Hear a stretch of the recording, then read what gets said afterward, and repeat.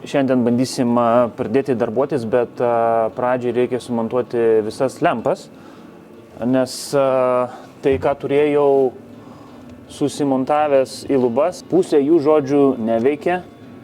Kodėl? O todėl, kad jos buvo pirktos iš kažkokios tai labai keistos elektroninės parduotuvės, kuri randasi Kaune už labai patrauklią kainą ir štai jums rezultatas.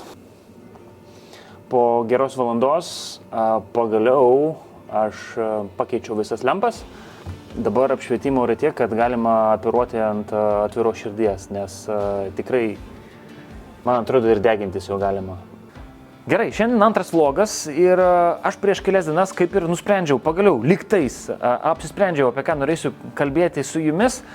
Ir supratau, kad tikrai neberodysiu visų gamybos procesų, kaip aš jų kanuojas, nes apie tai jau daug kalbėta, daug filmuota, yra daug medžiagos.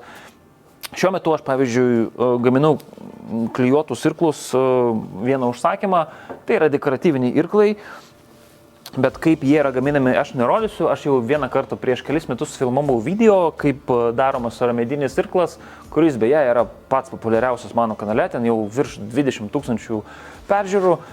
Ir tai apie ką mes čia pasakosim? Tai kadangi mano dirbtuvės, matot, dabar turiu naują apšvietimą, mano dirbtuvės dabar yra mano studija. Aš pagalvojau, kad aš su jumis, mes čia dažnai ateinam, aš čia dirbu ne vienas ir turiu kaimynų, tai mes kiekvieną dieną susirinkam prie kavos padelio per coffee time arba dienos pradžioje ir tiesiog pasišnekam apie aktualijas, apie naujienas ir aš pagalvojau, kad mes su jumis irgi aptarsim. Kartais būna tikrai įdomių temų, kurias galima paliesti apie turizmą, apie gidavimą, apie irklavimą, apie kanojų gamybą, apie jachtas, katerius, burlaivius, apie jūrinę kultūrą. Ir sugalvojau tokį dalyką, kad parinksiu kelias temas ir šiandien kalbėsim apie irklus, irkluotojus ir irklavimo subtilybės ramiajam vandenyne.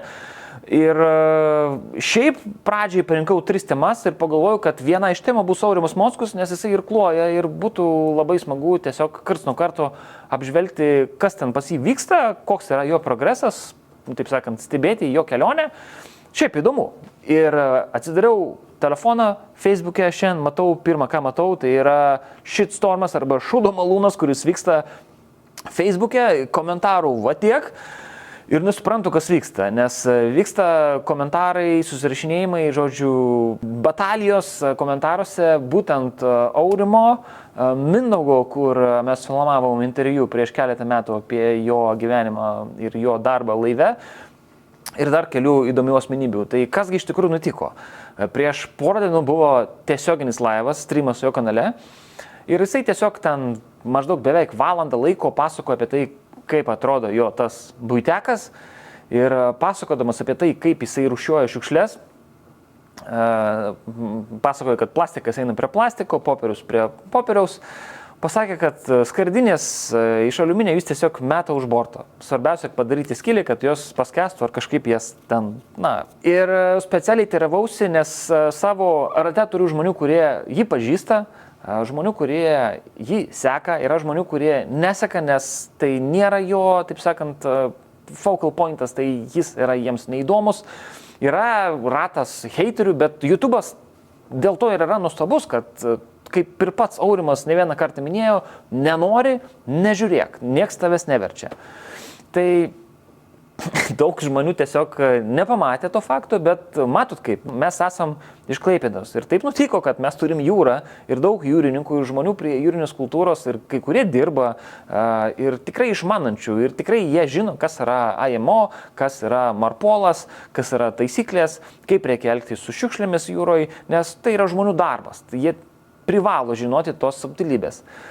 Ir kaip kažkas tai pakomentavo tame poste, Aurimai, tu esi naujokas, tai nieko tokio, kad tu kažko nežinai, bet Aurimas kryptingai bandė,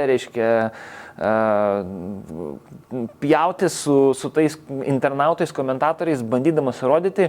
Ir aš suprantu, galimai jis kaip influenceris bandė komentuoti, nes kai tu komentuoji, tu organiškai keli savo postą algoritmuose aukščiau, kad jį pamatytų daug daugiau žmonių, nes vyksta diskusija. Matyt, diskusija pasiekė tokią tašką, kur suvaldyti tos situacijos buvo neįmanoma ir ką padarė Aurimas, jis tiesiog ištrinė tą video Ir mes dabar neturim tos informacijos. Ta prasme, to video jisai yra, nuoroda yra, neegzistuoja, bet video nepasiekiamas, nes jisai yra paslėptas. Bet, Aurimai, internetas atsimina viską.